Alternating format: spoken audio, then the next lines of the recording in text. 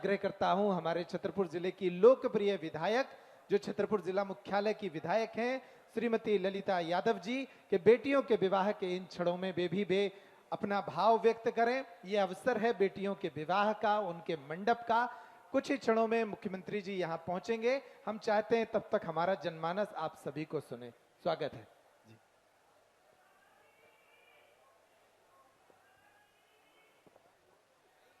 बोलिए बागेश्वर धाम की, बोलिए सन्यासी बाबा की। सर्वप्रथम मैं व्यासपीठ पर नमन करती हूँ सभी हमारे गुरुदेव, सभी हमारे ईश्वर समान हमारे गुरुजनों को चरणों में प्रणाम करते हैं, नमन करते हैं।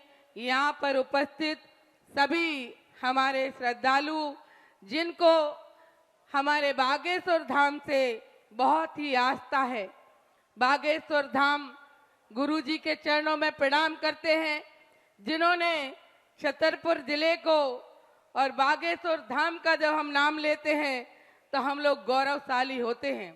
मैं यहाँ पर एक कहना चाहती हूँ कि आज गुरुजी के द्वारा 7वां शादी समारोह यहाँ पर हो रहा है।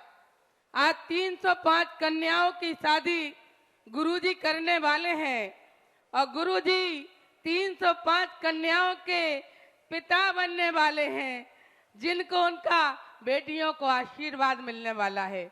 हम देखते हैं छतरपुर जिले में जब बात आती है, 3-4 महीने पहले से लोग कहते हैं कि बागेश्वर धाम में जब शादी होगी हम अपनी बेटी की शादी वहां से करेंगे।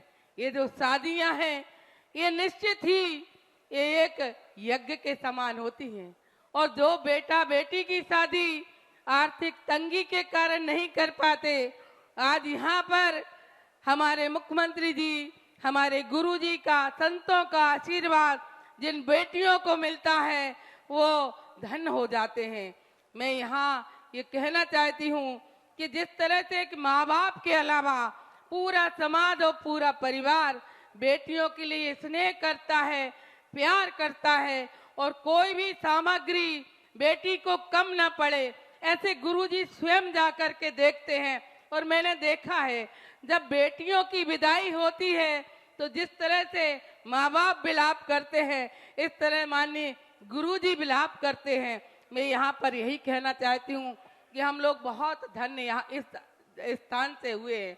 जब अभी हमारे मंत्री जी ने भी बताया, हम लोग कभी वृंदावन जाते, जहाँ भी जाते हैं तो वो वही कहते हैं, वही छतरपुर जहाँ हमारे बागेश्वर गुरुजी रहते हैं। और कभी कभी जब फोटो देख लेते हैं परेशान करते हैं कि गुरुजी से मिलवा दो। मैं भी कहती हूँ कि जाइए, गुरुजी हमारे सबसे मिलते हैं, सबको आशीर्वाद देते हैं। और इस स्थान से, इस पीठ से जिस तरह से गुरुजी सबको आशीर्वाद देते हैं, सबको आगे बढ़ने का आशीर्वाद देते हैं और कहते हैं कि सभी जाके समाज में देश हित में काम करिए। और आज मैं यहाँ पर कहना चाहती हूँ, जिस तरह से आज बागेश्वर धाम के कारण पूरे जिले में जिस तरह से सनातनी की धारा प्रवाह हुआ है, माननीय गुरुजी ने जिस तरह से जब यहाँ से यात्रा राम राजा सरकार की करी और दिल्ली से लेकर के वृंदावन तक की यात्रा करी, हम देखते हैं हमारे भक्तगण गुरुजी तक पहुँच नहीं पाते, इतने लोग यात्रा में शामिल होते हैं।